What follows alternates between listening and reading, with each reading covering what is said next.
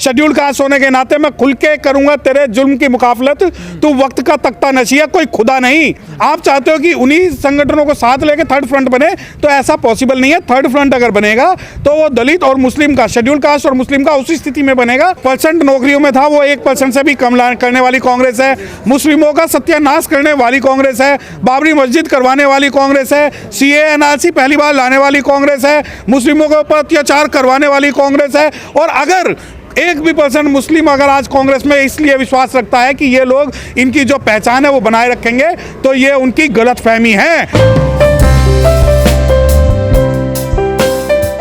देखिए, अगर मुस्लिम महापंचायत में डिसीजन लिया गया है कि आप जो हमारी बात मानेंगे उसके साथ जाएंगे, तो मैं खुल के यहाँ गालिब ऑडिटोरियम में कह सकता हूँ कि बहुजन समाज जो है इनके साथ नहीं जाएगा, क्योंकि बहुजन समाज की जो लड़ाई है वो मनुवाद से और आरएसएस से है।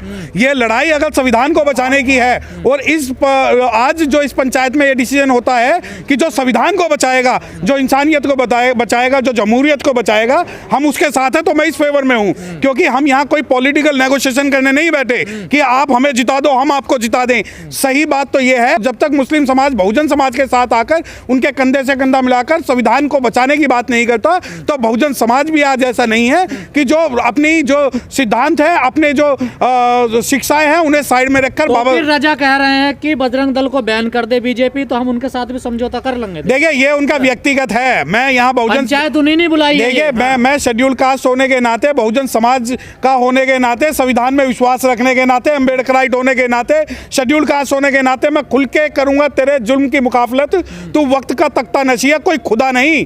अगर मुस्लिम महापंचायत में अगर बहुजन संकल्पना को पैदा करना है तो हम आपके साथ हैं। ऐसा नहीं है कि माँ मरी धी को, धी मरी ढींगड़ा को हम तो सपोर्ट करें, आपको आप सपोर्ट करो आरएसएस को, तो ऐसा नहीं होगा। ये वो समय नहीं है जो शेड्यूल कास्ट को डरा के धमका के आप जो है कहीं भी उन्हें डाइवर्ट कर देते थे। बिल्कुल सही बात है, जब सीए एनआरसी का मुद्दा हुआ दिल्ली में, तो ये बहुजन समाज के अनुसूचित जाति के लोग ही थे जो बाबा साहब को की फोटो देखकर और संविधान को देखकर मुस्लिम समाज के साथ खड़े रहे। मैं खुल के कह रहा हूं कि जितने दंगे हुए, उन दंगों में मुस्लिमों के साथ जो है शेड्यूल कास्ट जो एडवोकेट है वो साथ रहे। परंतु अगर मुस्लिम ये सोचता है कि हम बजरंग दल का और आरएसएस का हम समर्थन करेंगे, तो ऐसा है। बहुजन समाज ने उसको बैन कर दिया जाए तो हम बीजेपी नहीं, हमारा बैन कितनों को बैन करोगे? इनको चाहे बजरंग दल को बैन करो, आरएसएस को बैन करो, हमारा जो मुद्दा है वो शासन सत्ता स्थापित करना है। हमारा मुद्दा बैन करने के अलावा, आज बजरंग दल को बैन करोगे, कल हिंदू दल को बैन करोगे, परसों गाय माता को बैन करोगे, परसों फलाने को बैन करोगे,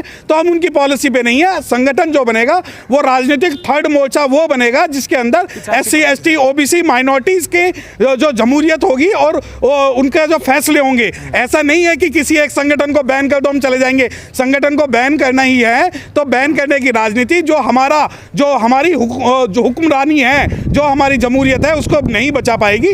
तो जो सबसे बड़ी बात है, अगर मुस्लिम महापंचायत में शेड्यूल कास्ट का कोई वोट बैंक ऐसा नहीं है कि आपसे नेगोशिएशन नहीं करेगा। अगर आप संविधान के नाम पे, इंसानियत के नाम पे और जमहूरियत के नाम पर अगर आप हमारे साथ नेगोशिएशन कर सकते हो, तभी बहुजन समाज आपके साथ खड़ा होगा। टुकड़ों में बटे हुए तो थर्ड फ्रंट कैसे बन जाएगा? देखिए, थर्ड फ्रंट क्या, आप ये बताइए कि टुकड़ों में बटे होने का कारण क्या है?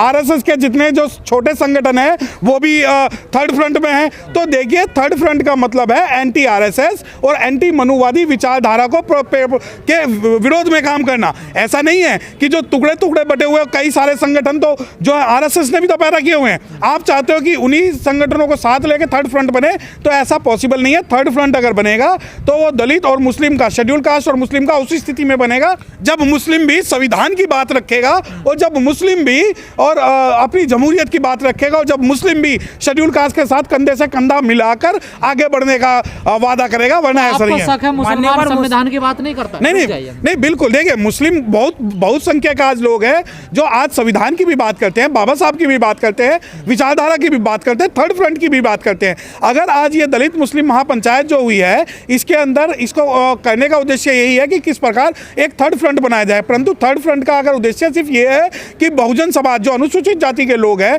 या अनुसूचित जनजाति के लोग हैं, वो सिर्फ और सिर्फ इस वजह से आपकी तरफ डाइवर्ट हो जाएंगे क्योंकि आप एक विचारधारा के विरोध में काम कर रहे हो, तो ऐसा नहीं है। नहीं नहीं, जैसे आप कहते हैं कि मनुवाद है हिंदुओं में, तो ऐसा मनुवाद तो मुसलमानों में भी है ना। देखिए, वो तो एक सार्वभौमिक सत्य है कि मुस्लिमों के अंदर भी आज उतनी ही जातियां, उतने ही फिरके बन चुके हैं जितना कि गैर मुस्लिम के अंदर है।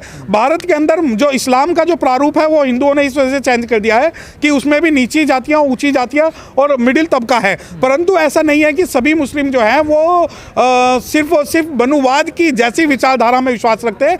आज भी अगर हम देखें तो कहीं ना कहीं मुस्लिमों के अंदर इंसानियत के नाम पर गैर मुस्लिमों से ज़्यादा जो वो अहमियत है। क्या लगता है, तो अब कांग्रेस की तरफ नहीं जाएगा मुसलमान? देखिए, फ्रंट की तैयारी कर रहा है। देखिए कांग्रेस जो है, साहब काशीराम ने कहा था कांग्रेस और भाजपा सापनाथ और नागनाथ है। जो मुस्लिम 600 रियासत का राजा था उसे 6 पे लाने वाली कांग्रेस है। जो मुस्लिम 25% नौकरियों में था वो 1% से भी कम करने वाली कांग्रेस है। मुस्लिमों का सत्यानाश करने वाली कांग्रेस है। बाबरी मस्जिद करवाने वाली कांग्रेस है। CAA NRC पहली बार लाने वाली कांग्रेस है। मुस्लिमों के ऊपर अत्याचार करवाने वाली कांग्रेस है। और अगर 1% मुस्लिम अगर आज कांग्रेस में इसलिए विश्वास रखता है कि ये लोग इनकी जो पहचान है वो बनाए रखेंगे, तो ये उनकी गलतफहमी है। क्योंकि जो कांग्रेस है, कांग्रेस सबको खा जाएगी परंतु उनको राजपाट और सत्ता नहीं देगी। क्योंकि कांग्रेस के विचारधारा ये है कि सिर्फ हमें परिवारवाद को बढ़ाना है और उसके अलावा और उसका कोई दूसरा उद्देश्य नहीं। जा रहा है बीजेपी को तो कांग्रेस ही हरा पाएगी। क्यों हरा पाएगी? देखिए, अगर आप ये सवाल मुझसे व्यक्तिगत तौर पर कर रहे हैं कि कांग्रेस को बीजेपी को कांग्रेस हरा पाएगी तो बसपा नहीं हरा पाएगी, तो वक्त आने दे, बता देंगे तुझे आसमां।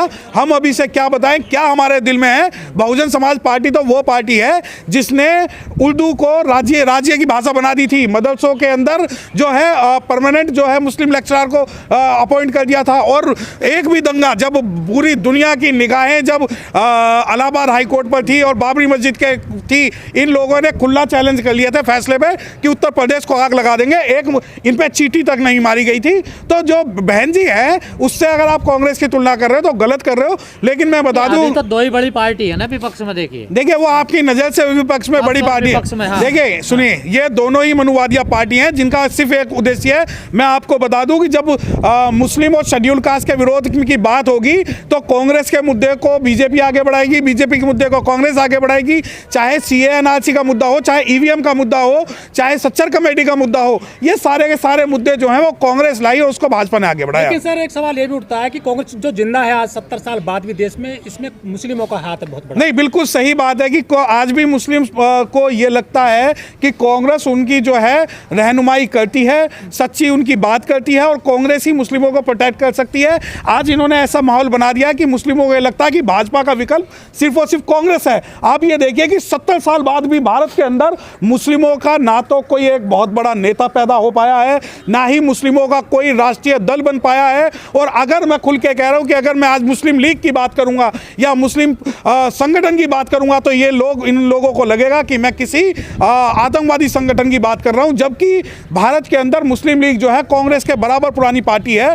उसके अलावा संगठन के नाम पे मुस्लिमों के संगठन आज शेड्यूल कास्ट संगठनों से ज्यादा कम है। आज जब 25% होने के बावजूद भी, मैं बता दूं कि मुस्लिम आज 25% होने के बावजूद भी अपनी कोई राष्ट्रीय पार्टी नहीं बना पाया, परंतु शेड्यूल कास्ट 7, 7.5 और 14% होने के बावजूद भी एक राष्ट्रीय पार्टी बना के बैठे हुए हैं। और अगर मुस्लिमों को ये लगता है कि कांग्रेस उन्हें जिताएगी, तो मैं बता दूं जब दिल्ली के अंदर मुस्लिमों को काटा गया, मारा गया, तो उसके अंदर ना केवल केंद्र सरकार शामिल थी बल्कि राज्य सरकार भी शामिल थी और कांग्रेस भी शामिल थी, भाजपा भी शामिल थी, आम आदमी पार्टी भी शामिल थी। और मैं बता दूं हाशिमपुरा जो हुआ वो कांग्रेस के काल में हुआ, बाबरी जो हुआ वो कांग्रेस के काल में हुआ, मुरादाबाद जो हुआ वो कांग्रेस के में हुआ। और अगर आप सोचते हो कि अभी नासिर जुनैद वाले जो मुद्दे हैं, CAA NRC के मुद्दे हैं, तो भाजपा गलत है, तो ऐसा नहीं है। चाहे बिहार की बात लगा लो, चाहे साउथ की बात लगा लो, सारे मुद्दे जो हैं कांग्रेस ने पैदा किए हैं। और कांग्रेस आज भी अगर सर दंगे तो नहीं हो रहे हैं बीजेपी सरकार में, दंगे बंद हो गए हैं। किसने कहा दंगे बंद हो गए? क्या दिल्ली नहीं देखा था? दिल्ली के अंदर दंगे नहीं हुए थे? कि दिल्ली के अंदर जो चुन चुन के जो मुस्लिम थे उनको मारा गया, कि वो दंगे नहीं थे? आज चाहे नासिर और जुनैद के साथ जो हुआ वो दंगे नहीं थे? जो नूह में हुआ वो दंगे नहीं थे? और जो गाय के नाम पे जो मुस्लिम काट दिए गए वो दंगे नहीं थे? और अगर आपको ये लगता है कि दंगों की परिभाषा सिर्फ ये है कि कुछ लोग आए और काट दें, तो मैं बता दूं आज भी भारत के अंदर लोकतंत्र और संविधान जो है जिंदा है।